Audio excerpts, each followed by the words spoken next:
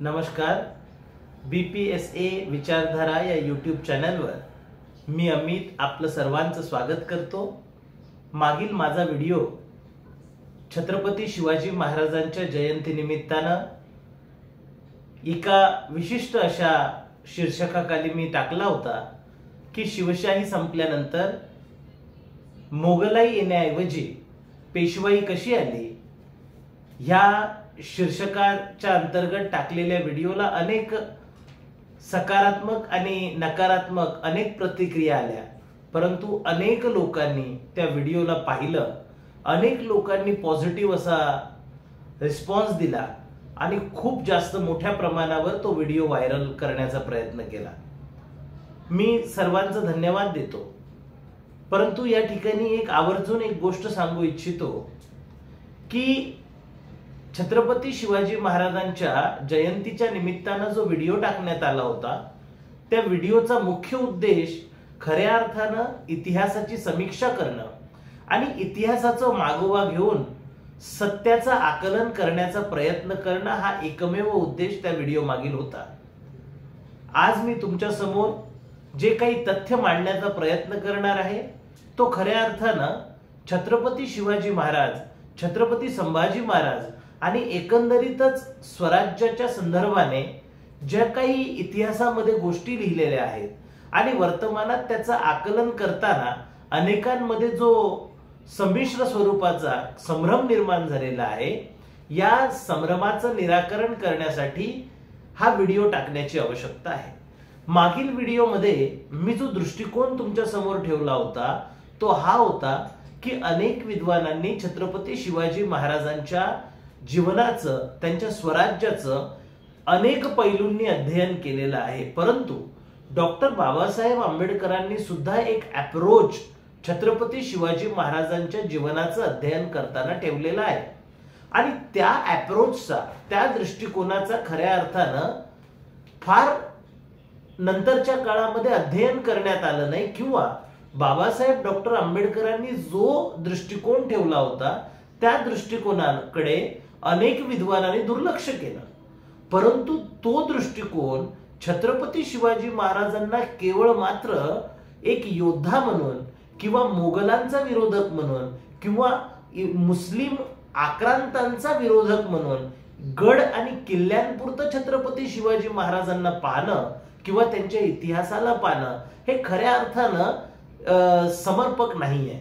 म्हणून डॉक्टर बाबासाहेब आंबेडकरांनी जो उद्देश डोळ्यासमोर ठेवून छत्रपती शिवाजी महाराजांच्या चरित्राचा आणि स्वराज्याची जी समीक्षा केली, जे अध्ययन केलं आणि त्या अध्ययनाच्या माध्यमातून काही फाइंडिंग्स, काही ऑब्झर्वेशन्स बाहेर आले आणि ते ऑब्झर्वेशन खऱ्या अर्थानं तात्कालिक समाज व्यवस्था आणि त्या समाज व्यवस्थेमध्ये छत्रपती शिवाजी महाराजांनी गोरगरीब जनतेचं, रयतेचं स्वराज्य निर्माण करण्यासाठी जो प्रयत्न केला हा अतिशय महत्वाचा होता. आणि ही राजकीय लढाई लढत असताना छत्रपती शिवाजी महाराजांनी तमाम शोषित वंचित लोकांच्या हक्क आणि अधिकाराची लढाई लढली आणि आपल्या स्वराज्यामध्ये समतेचा, ममतेचा, करुणेचा असा एक स्वतंत्र असं स्वराज्य निर्माण करण्याचा प्रयत्न केला. या दृष्टिकोनातून तो व्हिडिओ होता.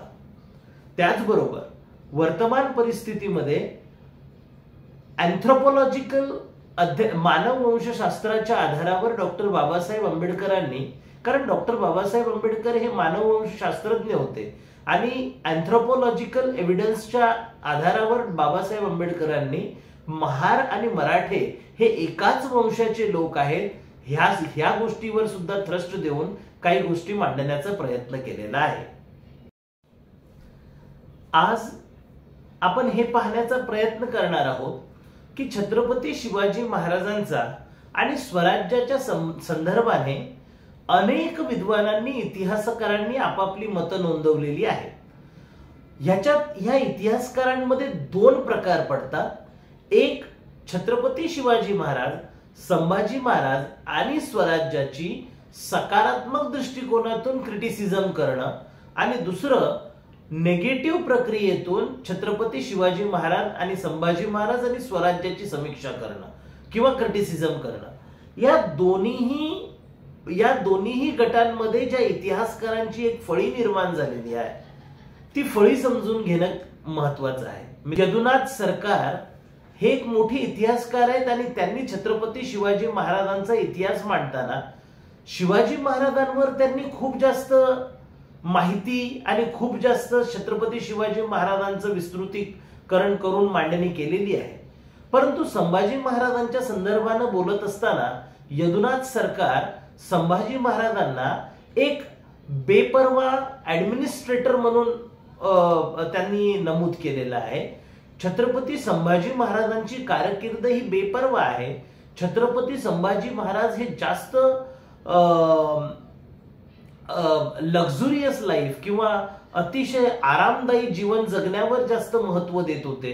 त्यांच्या प्रशासनामध्ये शिस्त नव्हती, प्रशासनामध्ये बेशिस्त वाढलेली होती आणि छत्रपती संभाजी महाराजांचा आपल्या राजकारणावर किंवा आपल्या शासनावर एवढं लक्ष नव्हतं, अशा पद्धतीची चर्चा यदुनाथ सरकारने केलेली आहे। आणि यदुनाथ सरकारची री ओढत पुढे अनेक शास्त्रज्ञांनी अनेक इतिहासकारांनी तीच री ओढण्याचा प्रयत्न केला आहे। सरदेसाई सुद्धा आपल्या लेखनामध्ये छत्रपती संभाजी महाराजांच्या संदर्भाने चर्चा करताना म्हणतात की छत्रपती संभाजी महाराजांचं ऍडमिनिस्ट्रेशन हे बेपर्वा होतं। छत्रपती संभाजी महाराजांचा राजकारभार हा अनुशासनहीन होता। महत्वाची गोष्ट ते नमूद करतात, जी गोष्ट यदुनाथ सरकार यांनी नमूद केलेली आहे, ते म्हणतात की छत्रपती संभाजी महाराज हे जास्त ऐशोआरामी होते। आता हा जो संदर्भ सांगणारी लोक आहेत यांचीच पुन्हा री ओढत आधुनिक भारतामध्ये एक महत्वाची व्यक्ती ह्या संदर्भाने बोलत आहे किंवा सरदेसाई यांच्याच अध्ययनाचा आधार घेऊन छत्रपती संभाजी महाराजांच्या आणि शिवाजी महाराजांच्या संदर्भाने सावरकरांनी जे लिखाण केलेलं आहे 7 सोनेरी पाने, आणि ह्या इतिहासातील 6 सोनेरी पानं म्हणजे 6 व्यक्तित्वांवर लिहित असताना या व्यक्तिमत्वामध्ये सर्वात पहिलं पान ते चाणक्याला अर्पण करतात आणि त्यानंतर ह्या सुवर्ण पानांची शृंखला ही शेवटी बाजीराव पेशव्याला जाऊन समाप्त होते। परंतु ह्या 6 सोनेरी पाने या पुस्तकामध्ये छत्रपती शिवाजी महाराजांना कुठेही स्थान देण्यात आलेलं नाही। किंबहुना छत्रपती शिवाजी महाराजांनंतर जी पेशवाई निर्माण झाली, पेशवाईचं राज्य प्रस्थापित झालं, त्या बाजीराव पेशव्याला छत्रपती संभाजी महाराजांच्या खुनानंतर बाजीराव पेशवा ह्याला सावरकरांनी आपल्या पुस्तकामध्ये स्थान दिलं। एवढंच नव्हे, मी माझ्या व्याख्यानामध्ये किंवा मागच्या व्हिडिओमध्ये हे सांगण्याचा प्रयत्न केला की छत्रपती संभाजी महाराज असतील, शिवाजी महाराज असतील, यांचा जो संबंध आहे हा संबंध केवळ मात्र मराठा साम्राज्याशी नसून यांचा संबंध बुद्धिझमशी आहे। आणि तो बुद्धिझमशी असलेला संदर्भ सांगत असताना मी काही गोष्टी तुमच्या समोर ठेवलेल्या आहेत। परंतु सावरकर 6 सोनेरी पाने या पुस्तकामध्ये लिहित असताना त्यांनी पहिलं पान हे चाणक्याला अर्पण केलं आणि चाणक्य हे पात्र मूलतः कोणताही आधार नसणारं पात्र आहे। चाणक्याचा संबंध चंद्रगुप्त मौर्याशी जोडणं हे ऐतिहासिक आहे असं अनेक पुराव्यानिशी सिद्ध झालेलं आहे। पुरातत्व विभागाला विचारलेल्या एका माहितीच्या आधारावर हे स्पष्टपणे पुरातत्व विभागाने लिहून दिलं की आतापर्यंत झालेल्या पुरातत्वीय संशोधनाच्या आधारावर असं कोणतंही चाणक्य नावाचं पात्र आजपर्यंत कोणत्याही शिलालेखामध्ये, पुरातत्वीय उत्खननामध्ये चाणक्य नावाचं पात्र आढळून आलेलं नाही। असं असताना सुद्धा सावरकर मोठ्या ताकदीने आणि थ्रस्ट देऊन 6 सोनेरी पाने या ग्रंथामध्ये चाणक्याचा अतिशय जास्त आदरपूर्वक असा उल्लेख करत आहेत आणि ह्या उल्लेख करत असताना ते हेतुपुरस्कर बौद्ध धम्माच्या संदर्भाने गरळ ओकत आहे। तुम्ही जर पाहिलं तर बौद्ध धम्माच्या संदर्भाने सावरकरांनी जे चर्चा केलेली आहे ती अतिशय विक्षोभक आहे. सावरकर आपल्या पुस्तकामध्ये ज्या पुष्यमित्र शुंगाने बौद्ध धम्माचं पतन करण्यामध्ये सर्वात मोठा रोल अदा केला आहे, ज्या बौद्ध धर्मानं समाजाला आणि देशाला नव्हे जगाला समता, करुणा आणि प्रेमाचा मार्ग दाखवला, त्या बौद्ध धर्माच्या विरोधामध्ये चर्चा करताना सावरकर असं म्हणतात की सम्राट पुष्यमित्र शुंग हे दुसरं सोनेरी पान त्यांना अर्पण करताना सावरकर म्हणतात की बौद्ध धर्माची दीक्षा घेतल्यानंतर त्या धर्मातील अहिंसा प्रभूती काही तत्वांचा आणि आचरणांचा अशोक अतिरेकी पुरस्कर्ता होता. बौद्ध धर्मातील अहिंसा या तत्वाचा आणि त्याच्या बौद्ध धर्माच्या आचरणाचा अशोकाने अतिरेकाचा पुरस्कार केला होता आणि बौद्ध धर्मातील राष्ट्रविघातक अशा प्रवृत्तींची त्यांना चर्चा करणं फार महत्वाचं वाटतं. म्हणजे बौद्ध धर्मामधील प्रवृत्ती या राष्ट्रविघातक आहे असा आरोप हेतू पुरस्कार सावरकर करतात. बौद्ध धर्माचं पतन का झालं या संदर्भानं बोलत असताना सावरकर म्हणतात की बौद्ध धर्म हा मूलतः वेदविरोधी धर्म आहे. बौद्ध धर्म हा निरीश्वरवादी आहे, परंतु बहुसंख्य लोक हे वेद प्रामाण्य मानणारे आणि वैदिक धर्माचे पुरस्कर्ते होते आणि वैदिक धर्माचे पुरस्कर्ते लोक हे बौद्ध धर्माच्या विरोधात गेले आणि म्हणून बौद्ध धर्माचा ऱ्हास झाला. हा अत्यंत बेसलेस आणि कोणताही पुरावा आणि आधार नसणारा अशा संदर्भाची माहिती सावरकर देतात.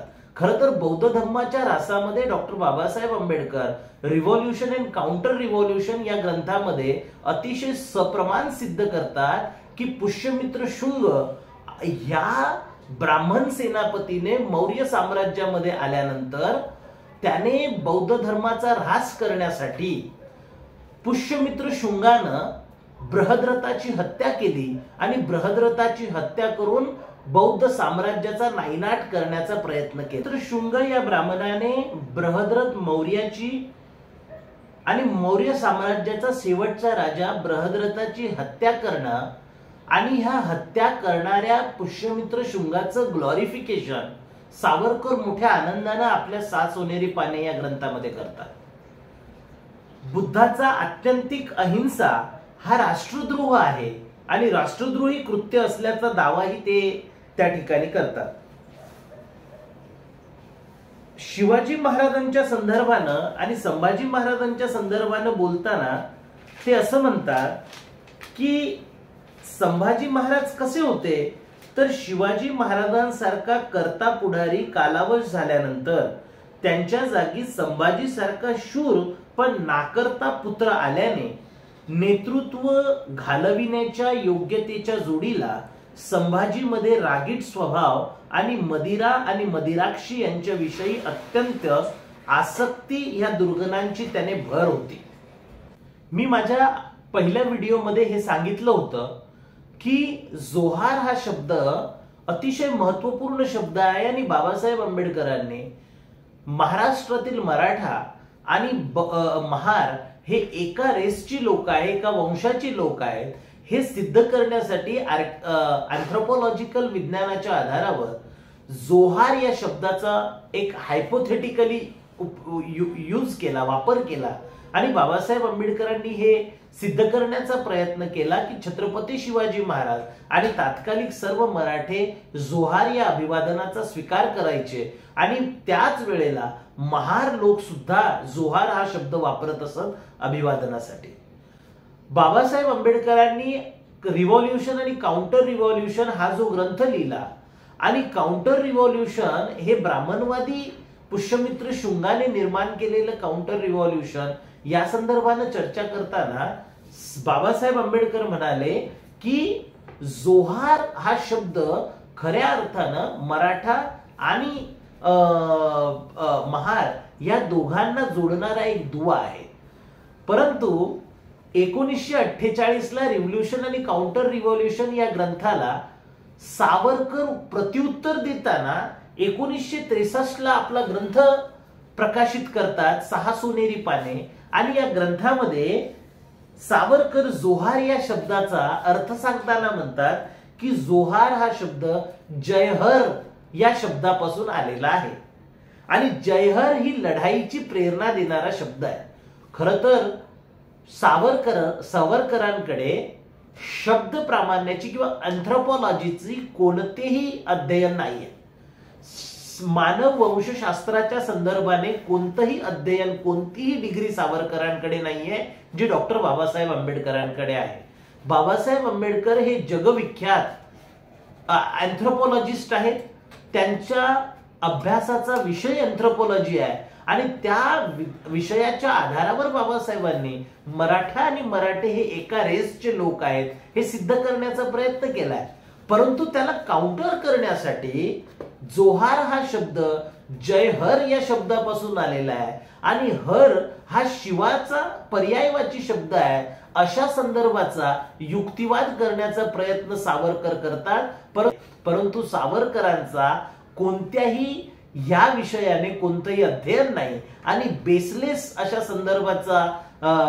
संदर्भाची माहिती सावरकर या ठिकाणी देत आहेत. त्यांच्या पावलावर पाऊल ठेवूनच बाबा पुरंदरे म्हणजे बळवंत मोरेश्वर पुरंदरे यांनी सुद्धा शिवाजी महाराजांच्या संदर्भानं जे छत्रपती राजा शिवाजी नावाचा ग्रंथ लिहिला, हा सुद्धा अनेक गोष्टींना शिवाजी महाराजांची बदनामी करणाराच ग्रंथ आहे असं तुम्हाला वाचनांती दिसेल. या ग्रंथाचा आधार मोठ्या प्रमाणावर ग्रँड डफ आणि यदुनाथ सरकार यांच्या साहित्याचाच आधार घेऊन पुरंदरे यांनी आपला ग्रंथ लिहिलाय आणि त्या ग्रंथामध्ये क्लेम करत असताना कोणताही इतिहासाचा दाखला शिवाजी महाराजांवर जे त्यांनी ब्लेम केलेत किंवा शिवाजी महाराजांसंदर्भाने जे क्रिटिसिझम केलं त्याला कोणताही ऐतिहासिक पुरावा ते देत नाहीत.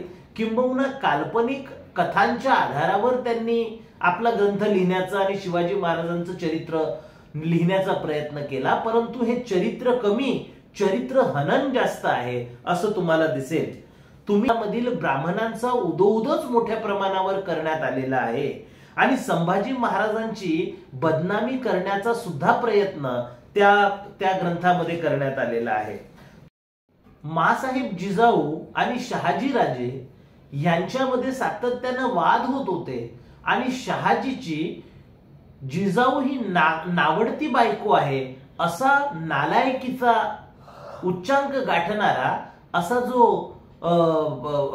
वर्णन बळवंत मोरेश्वर पुरंदरे आपल्या पुस्तकामध्ये करतात. जेव्हा मोरेश्वर बळवंत पुरंदरे हे आपल्या पुस्तकामध्ये असं रुजवण्याचा प्रयत्न करतात की दादोजी कोंडदेव हाच शिवाजीचा खऱ्या अर्थानं मार्गदर्शक सुद्धा आहे आणि छत्रपती शिवाजी महाराजांच्या आई नवे संपूर्ण महाराष्ट्राच्या आई जिजाऊ यांचा अपमान सुद्धा बळवंत पुरंदरे हेतुपुरस्कर करतात आणि या बदनामीमध्ये ते असं सांगतात की दादोजी कोंडदेव छत्रपती शिवाजी महाराजांचा केवळ मार्गदर्शक नाही परंतु हा छत्रपती शिवाजी महाराजांचा पिताच आहे की काय अशा संदर्भाचे अनेक वर्णन त्या पुस्तकामध्ये तुम्हाला आढळते. बम पुरंदरे यांच्या पुस्तकाचा आधार घेऊन जेम्स लेन या व्यक्तीनं संभाजी महाराजांचं आणि शिवाजी महाराजांचं सुद्धा चरित्र हनन करण्याचा प्रयत्न केला. जेम्स लेननं जे पुस्तक लिहिलं the Hindu king in Islamic India या पुस्तकामध्ये अनेक संदर्भ हे बम पुरंदरेच्या पुस्तकातील जेम्स लेनने घेतलेले आहेत आणि पान नंबर 93 वर जेम्स लेन असं म्हणतो की the Maharashtrian tell jokes naughtily suggesting that Shivaji's guardian Dadoji Konddev was his biological father. ते म्हणतात की एका जोक आहे किंवा एक हास्य म्हणून एक चर्चा करताना महाराष्ट्रातील लोक असं म्हणतात की जो दादोजी कोंडदेव हा पालकत्व स्वीकारलेला दादोजी कोंडदेव हाच छत्रपती शिवाजी महाराजांचा जैविक बायोलॉजिकल फादर आहे अशी चर्चा आहे। हा जो जेम्स लेन या बदमाश माणसाने छत्रपती शिवाजी महाराजांचा जो अपमान केलेला आहे, हा केवळ शिवाजी महाराजांचा अपमान नाही, तर हा मासाहेब जिजाऊंचा अपमान आहे। बरं, हा अपमान करत असताना त्याने जो संदर्भ वापरलेला आहे तो संदर्भ सुद्धा बम पुरंदरेच्या पुस्तकातील आहे। ही गोष्ट आपण लक्षात घेण्याची गरज आहे। महाराष्ट्रामध्ये भालचंद्र पेंढारकर हा दिग्दर्शक आहे आणि हा कोणत्या कम्युनिटीचा आहे याच्यावर मी चर्चा करणार नाही, प्रेक्षकांनी ते शोधावं। पण भालचंद्र पेंढारकराने मोहितेची मंजुळा आणि थोरातांची कमळा हे जे चित्रपट काढले, या चित्रपटांमध्ये संभाजी महाराजांना बदनाम केलं आणि हे चित्रपट संपूर्ण महाराष्ट्रात दाखवून महाराष्ट्रामध्ये संभाजी महाराजांच्या विरोधामध्ये वातावरण निर्मितीचा प्रयत्न सुद्धा भालचंद्र पेंढारकरांनी केला। आपल्याला विचार करायला पाहिजे की ही सर्व मंडळी छत्रपती शिवाजी महाराजांची बदनामी, शिवाजी महाराजांची बदनामी आणि संभाजी महाराजांची बदनामी करून स्वराज्याची बदनामी करत आहेत। काय हेतू आहे त्यांचा या बदनामी मागचा? आणि आता तर त्यांनी इतिहासाचं विकृतीकरण चालू केलेलं आहे। हे विकृतीकरण आपल्याला थांबवायचं असेल तर इतिहासाचा पुन्हा उजाळा घ्यावा लागेल, इतिहासाचा मागोवा घ्यावा लागेल। छत्रपती शिवाजी महाराजांचा संदर्भ हा इथल्या मौर्य साम्राज्याशी आहे आणि मौर्य साम्राज्याचा संदर्भ हा बौद्ध धम्माशी आहे आणि बौद्ध धम्माचा संबंध या सिंधू घाटी सभ्यतेशी आहे। ही सिंधू घाटी सभ्यता ते सम्राट अशोक ते छत्रपती शिवाजी महाराज हा परस्पर संबंध आपल्याला शोधावा लागेल। हा संबंध शोधल्यानेच समाजामध्ये एकता आणि एकात्मता निर्माण होईल। समाजाला तोडण्याचं षडयंत्र करणाऱ्या इतिहासकारांना आता उजागर करणं, लोकांच्या समोर प्रस्तुत करणं जास्त गरजेचं आहे आणि म्हणून मी हा व्हिडिओ बनवण्याचा प्रयत्न आज केलेला आहे। आणखीन या शृंखलेमध्ये शिवाजी महाराजांच्या संदर्भानं आपण पुन्हा बोलूया।